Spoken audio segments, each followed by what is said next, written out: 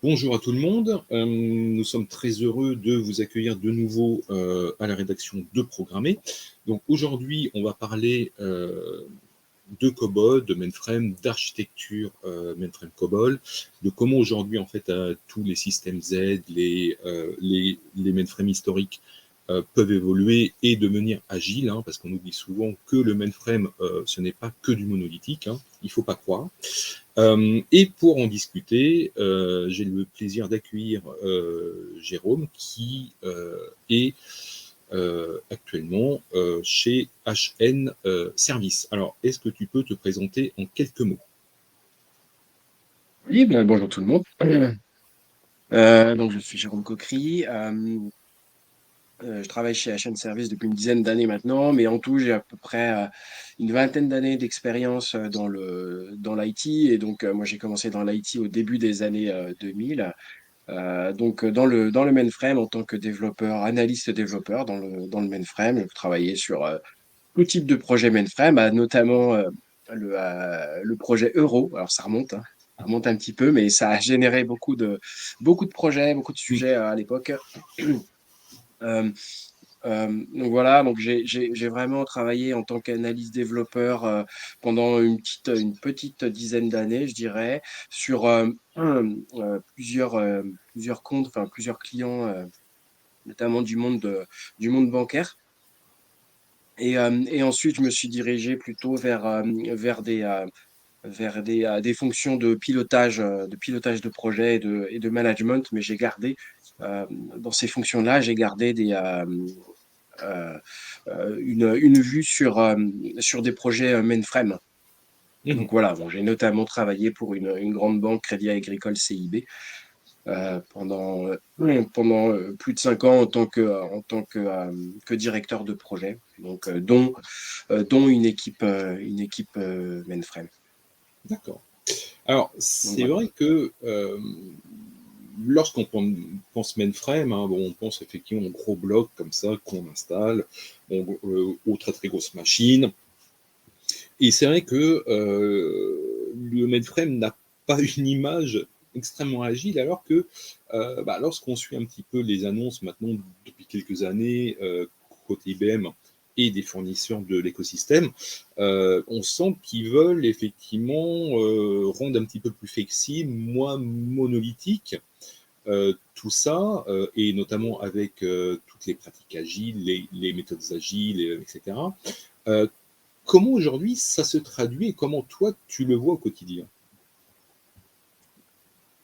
Euh, Effectivement, comme tu le dis, a priori, on a tendance à penser que le mainframe n'est pas fait, n'est pas fait pour l'agile, de par son langage aussi COBOL, qui va être assez rigide.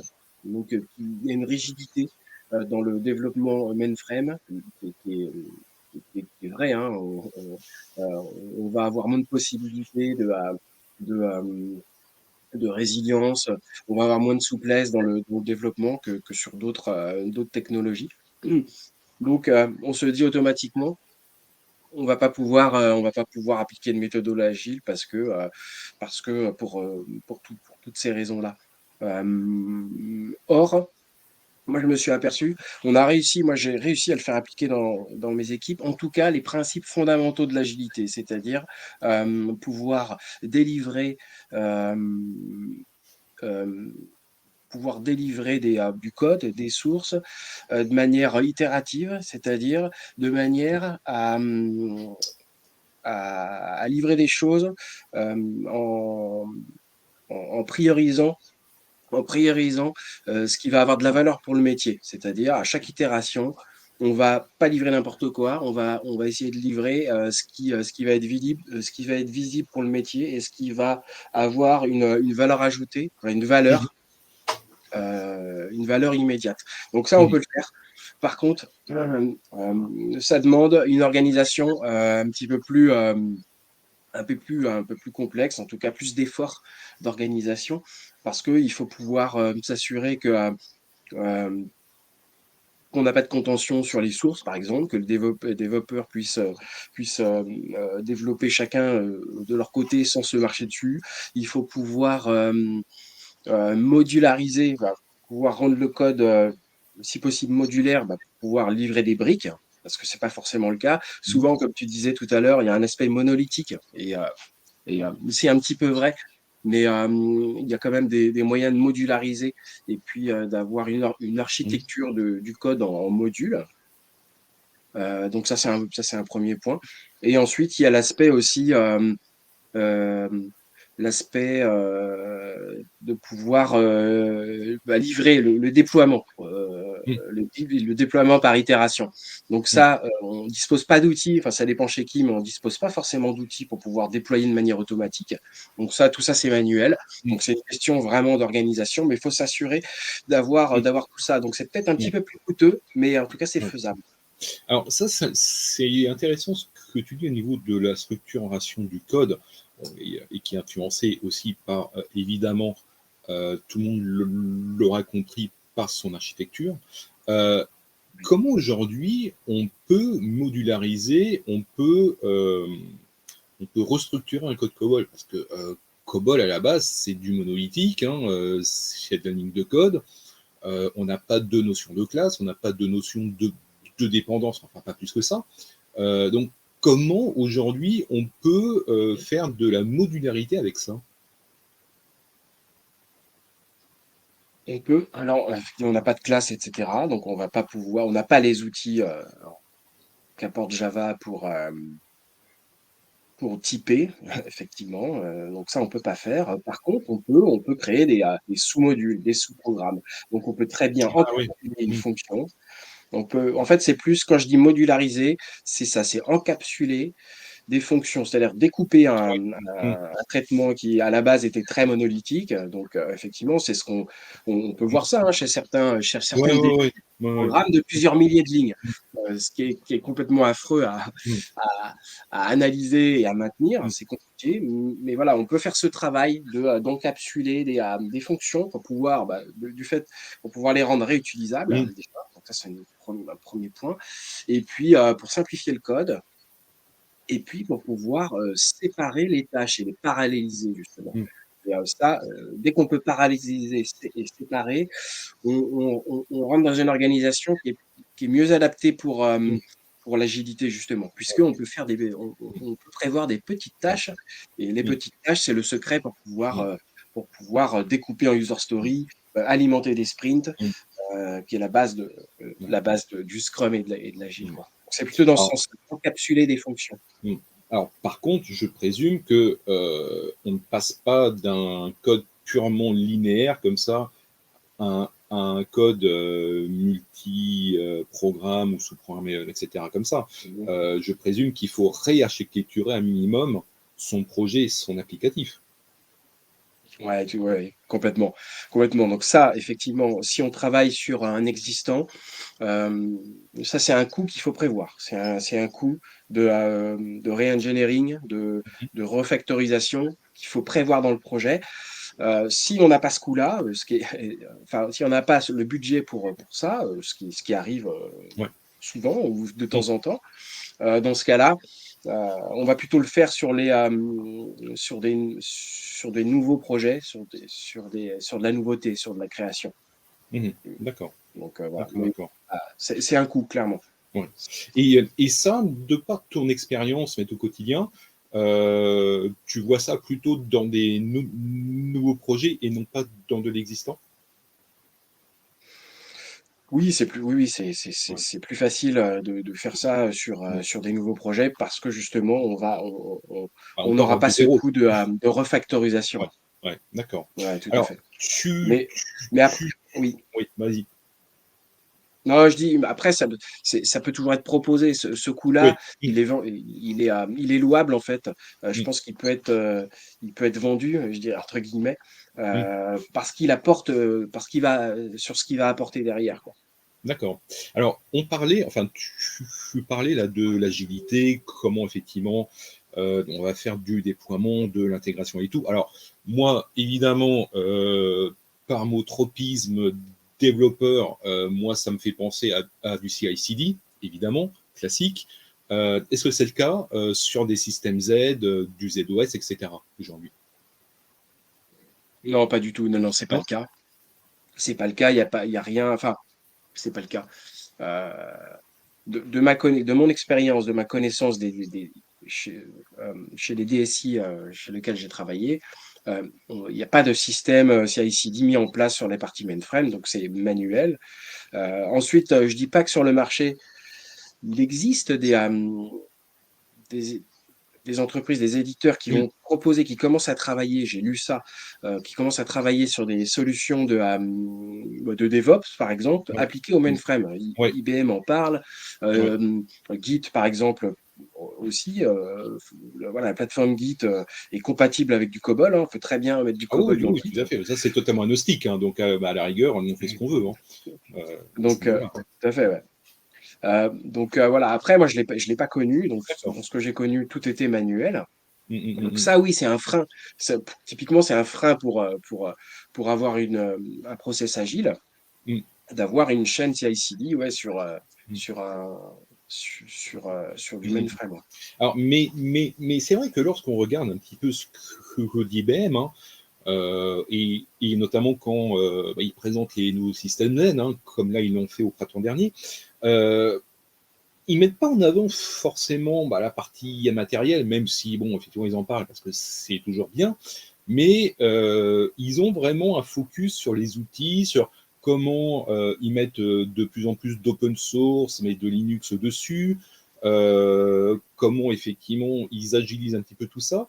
Euh, alors, ma question est simple. Est-ce qu'il y a un décalage entre ce que les fournisseurs disent, bon, ça c'est pas nouveau, mais bon, voilà, et ce qui se passe vraiment dans la vraie vie d'une IT à ce niveau-là? Est-ce que tu vois un décalage effectivement où bah, effectivement quand IBM il nous présente ou d'autres hein, un nouveau système Z, un nouveau mainframe, etc. Donc bon, ils nous mettent en avant tout ça, mais que dans la vraie vie, bah, effectivement, c'est peut-être vrai, mais ça se passe pas tout à fait comme ça, parce que les cycles, ils sont pas du tout les mêmes.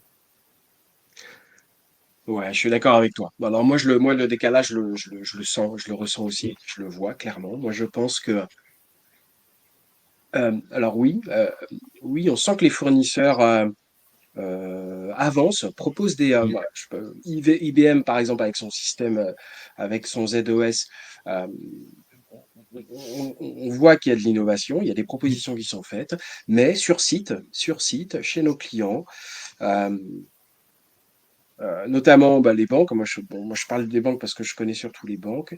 Je pense qu'elles sont très frileuses. Elles sont très frileuses pour investir, en fait, pour continuer à investir massivement, parce que ça veut dire que donc euh, profiter de enfin profiter, continuer à investir dans ces technologies-là qui sont initialement anciennes, du coup, même si elles Mm. évoluent, mais qui restent anciennes, euh, nécessitent un investissement je pense, qui présente un risque, en fait, hein, qui présente un risque pour les banques parce que je pense qu'ils sont très frileux d'investir davantage, de peur euh, il y a plusieurs choses en fait, hein. De peur déjà euh, qu'il y ait plus de support en fait. Il y a peut-être, je pense qu'il y a cette épée de Damoclès de plus avoir de support mainframe, IBM, un jour ou l'autre. Ça, c'est le premier point. Et le deuxième point, c'est les compétences, les ressources, Mm. quoi. Mm. Je pense qu'il y Mm. a les DSI sont très frileuses de, de peur d'avoir ce manque de ressources, de main-d'œuvre, Mm. notamment Mm. bah, sur du mainframe, hein, soit en pilotage, soit en développement. Euh, je pense qu'il y a cette peur-là, quoi. Et Mm. bon, moi, ce que j'entends parler dans les banques, c'est ce projet qui reste encore loin, enfin, qui a commencé, mais on n'en finit pas. C'est de sortir, de Oui, oui, oui, sortir oui. du ZOS, du mainframe. Euh, on en entend parler, donc il y a ce désir-là. Mm. Euh, mais voilà, ça c'est un projet qui est Oui. qui est très long pour les DSI. Ouais. Ah, ça, c'est vrai que Donc, lorsqu'on je parle pense, de déprovisionner effectivement un mainframe, bah, déjà, ça se fait pas comme ça. C'est des projets qui sont ouais, hyper longs.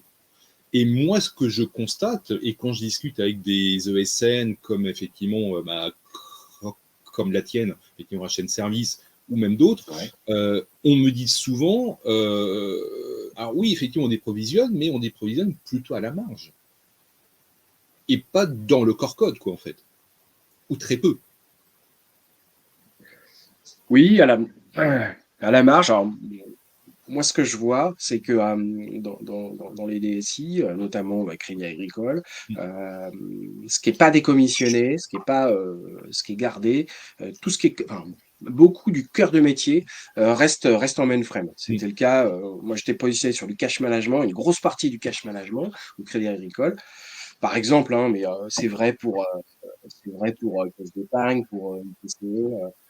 Donc, euh, vraiment le cœur je pense que les applications plutôt critiques, cœur de métier, comme sur le cash management par exemple, les banques vont pas prendre le risque, je dirais, euh, de mettre en risque ces activités-là qui mm, représentent le cœur de métier, quoi. ouais, d'accord. Donc, voilà. D'accord. Alors, en fait, Du coup, on trouve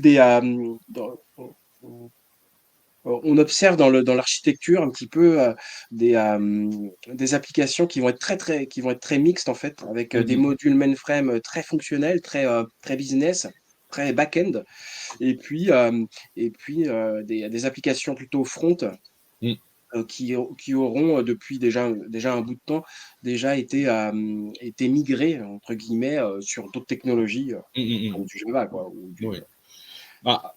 Ça, c'est un point effectivement intéressant. Effectivement, là, le front modernisé, on va dire, c'est pas totalement nouveau, parce qu'il y a 20 ans, enfin non. 23 ans presque maintenant, on en parlait avec le fameux Web to Host, hein. Donc, effectivement, on Oui. refaisait tout le front, et puis après, effectivement, on avait un back pur COBOL mainframe et un middleware qui faisait le lien. Et aujourd'hui, effectivement, c'est ce qu'on voit aussi ici ou là, hein, comme tu le disais là. Euh, En fait, il y a d'autres mots qui émergent maintenant depuis 2 ans. C'est, on va parler de migration, on va parler de cloud, pour migrer certains types d'assets comme ça, historiques, ou de replatforming. Euh, Comment toi tu le ressens? Euh, voilà, est-ce que c'est des grands mots comme ça? Bon, effectivement, ça fait bien, mais est-ce qu'encore une fois, dans la vraie vie, c'est aussi simple que ça?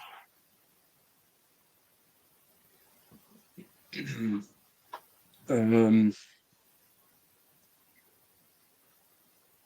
Non, encore une fois, je pense que dans la vraie vie, on le perçoit pas, on le perçoit pas. Je pense que c'est des projets cibles. C'est sans doute des projets cibles qui sont, je dirais, les hautes sphères de décision. Mm, Après, quand on se place au niveau projet, euh, on le voit pas parce que je pense que c'est des budgets, enfin, c'est des projets déjà qui s'étalent, c'est des projets pluriannuels, forcément, qui s'étalent mm, sur plusieurs années, qui représentent des projets très importants, enfin des budgets, pardon, très importants. Euh, et, euh, et je dirais dans les projets, nous, qu'on voit annuels, on n'a pas ce genre de projet-là parce on a l'impression que par exemple, les banques, alors je parle parce que je connais surtout les banques, mm, vont prioriser des projets, des projets qui vont avoir une valeur ajoutée enfin, euh, plus de valeur ajoutée pour eux, donc une valeur ajoutée vraiment métier, mm, c'est-à-dire ils vont investir sur des projets euh, très stratégiques, donc directement métiers, qui vont apporter vraiment de la plus-value ouais, directement pour mm, leurs clients.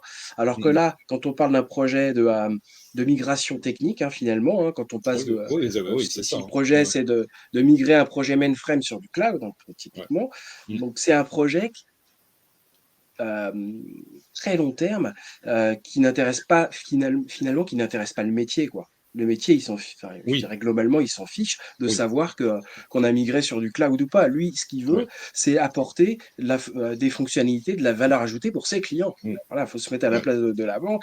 La banque, oui, elle veut une valeur ajoutée, oui, apporter de la oui, valeur pour ses clients. oui, Voilà, en fait, tout est dans la priorisation entre un projet qui va avoir une valeur ajoutée métier, donc oui, client, vraiment, de l'entreprise, et un projet plus technique qui a une valeur ajoutée, mais beaucoup plus à long terme, en fait, oui, et oui, qui va, là, on parle de valeur ajoutée sur la résilience du système d'information, oui, oui. et puis sa capacité à traiter les projets, mais de plus tard, en fait, de Ouais. bien plus tard, beaucoup Après, plus long terme. C'est c'est pour ça vrai que on le voit pas ouais. forcément. Mmh. Après, un des problèmes, et moi je me mets à la place d'un DSI, c'est que on part de quelque chose qui fonctionne, qui est là et qui ronronne bien, hein, Ouais, voilà, parfois depuis 30 ans. Et quand on oui, parle de réécriture ou de migration pure et simple, bah, le problème c'est qu'on va dans une dimension qu'on ne sait pas ce que c'est parce qu'on n'a aucune maîtrise, on ne sait pas si on va avoir de l'équidistant au niveau de la fonctionnalité ou de la résistance ou de la résilience. Et c'est des projets, encore une fois, comme tu disais là, qui vont prendre 5, 10, 15 ans. oui, clairement. Là, je suis d'accord avec toi. Je suis d'accord avec toi. Tout à fait. Il Alors, y a, tu... en fait, tout à Non, fait. non, vas-y, je Vas-y, t'en prie. vas-y, non, j'allais juste rajouter que Ouais. il y a je pense qu'il y a un curseur à positionner entre deux risques. Mm, Le risque de tomber dans une obsolescence telle que dans l'avenir, on va plus pouvoir, on n'aura plus assez de résilience et puis et tomber dans, voilà, dans une obsolescence mm, trop mm, profonde. Puis le risque de casser l'existant et d'avoir un investissement euh, de migration, de transformation, un investissement de migration qui soit pas maîtrisé, comme tu le disais, quoi. mm, ouais, Donc, mm, je pense que c'est très difficile pour les DSI de se mm, positionner ce curseur. mm. Voilà. D'accord. Mm. Et ICE, tu penses qu'ils freinent le plus, ou c'est un peu partout, c'est le financier, c'est le métier, comme tu disais, parce qu'ils ont d'autres priorités, ou c'est la DSI, ou tout ça un petit peu à la fois? Je pense que c'est un peu, ouais, je pense que c'est un petit peu tout, hein. Mm, Euh, je pense que c'est général. Moi, mm, de ma vision, c'est un peu général. Moi, j'ai lu qu'il y a des entreprises qui sont beaucoup plus avancées que d'autres dans ces démarches-là. Je lisais par exemple l'entreprise FedEx qui vraiment qui va lancer son plan de sortie des mainframes dans du cloud, euh, qui est en train de le lancer. Donc voilà, donc ils ont il y a une crainte forcément parce que il y a un risque mm, mm, il y a ce risque de s'enliser dans un projet énorme pendant des années. Mais voilà, en tout cas, ils disent qu'ils assument de prendre ce mm, risque-là et que voilà, ils sont persuadés que ça va mm, fonctionner. mm. Donc je pense qu'il y a des entreprises qui sont plus avancées dans le lancement de ce genre de projet. Alors là, c'est radical, hein, de passer du mainframe Ouais, à ouais, du cloud. ouais. Bon, je pense qu'ils vont passer par des intermédiaires hybrides. Mm, mm, mm, mm. J'espère pour eux. Euh, mais voilà, par contre, je pense qu'on a d'autres entreprises Ouais. qui sont encore, Mm, mm, mm. qui sont encore frileuses Ouais, pour, tout à fait, pour tout à fait, tout basculer à fait. entièrement, quoi. Alors, tu disais, et ce sera le dernier point qu'on abordera aujourd'hui, tu parlais un petit peu des compétences et tout, et des ressources humaines, mais des Ouais. problématiques que l'on a autour de ça. Euh, bon, c'est vrai, on va pas se cacher, hein, le mainframe COBOL, c'est pas une techno qui va forcément attirer les nouveaux arrivants sur le marché, les jeunes diplômés, etc. Bon, ça c'est clair. Bon, mais il faut être honnête à ce niveau-là. Euh, alors, c'est vrai que ta boîte, donc où tu travailles, effectivement, chaîne service, a une filière, a des formations comme ça, comme d'autres. Euh, comment aujourd'hui, que ce soit en client final, hein, les entreprises ou une ESN quand même très, très spécialisée dans le legacy, peut attirer ou ou gère un petit peu ces problématiques de formation et de profil? Non, effectivement, on est obligé de les former, hein, les profils Mmh, mainframe, mmh, parce que on n'apprend plus le COBOL à l'école. Donc mmh, déjà, on n'a pas le choix, on est obligé de les former. Euh, Comment on les attire? Donc, on, on les attire par la première expérience qu'on peut leur apporter déjà. Euh, Parce que quand on leur propose de se former à du mainframe, mmh, finalement, ils vont avoir toute une gamme de métiers, je dirais, finalement. mmh, Ils peuvent effectivement soit être développeurs donc en mainframe. Voilà, donc ça, a priori, ça intéresse un certain nombre de personnes. Après, je pense qu'ils ont en tête la possibilité d'évoluer. Enfin, ils ont clairement hein, la possibilité d'évoluer vers d'autres technologies ensuite, donc se mmh, reformer et évoluer. mmh, Mais ça leur propose un premier pas vers le développement, sachant que il y en a une partie de ceux qu'on forme où il s'agit de reconversion de profils scientifiques vers les métiers de l'informatique et mmh, ça se passe très très bien d'ailleurs. Euh, et ensuite, on leur propose d'autres métiers. En fait, ils ont la possibilité d'évoluer vers des métiers plus orientés maîtrise d'ouvrage, donc beaucoup plus fonctionnels. Et ce premier pas, ces premières années d'expérience en développement mainframe, même si effectivement ils savent que c'est une technologie sur laquelle ils vont pas souhaiter forcément rester voilà, ou progresser davantage. Par mmh, contre, de progresser vers des métiers plus fonctionnels, ça c'est quelque chose qui peut les intéresser, ou des métiers plus liés, alors c'est lié au fonctionnel aussi, mais des métiers plus euh, euh, orientés support applicatif, par exemple, ouais, support d'accord. applicatif ou Mmh, technique. mmh, mmh, Donc mmh, ça, c'est un moyen aussi d'évolution. Donc, ils sont pas cloisonnés, je dirais. En tout cas, c'est la perspective qu'on leur donne. Hein. Ils sont pas mmh, mmh, mmh. cloisonnés à du développement Ouais, COBOL, ouais. quoi. Mmh, mmh, Ils peuvent évoluer. Il n'y a pas que ça. Donc mmh. voilà. Alors c'est aussi une difficulté pour nous parce que c'est une difficulté pour maintenir des compétences. Je reviens sur le COBOL. C'est Oui, oui, une difficulté pour maintenir des compétences COBOL. C'est-à-dire qu'on les forme, mais ils ont aussi envie d'évoluer derrière, donc soit, comme je te le disais, vers des métiers plus fonctionnels ou plus support applicatif. mmh, Voilà.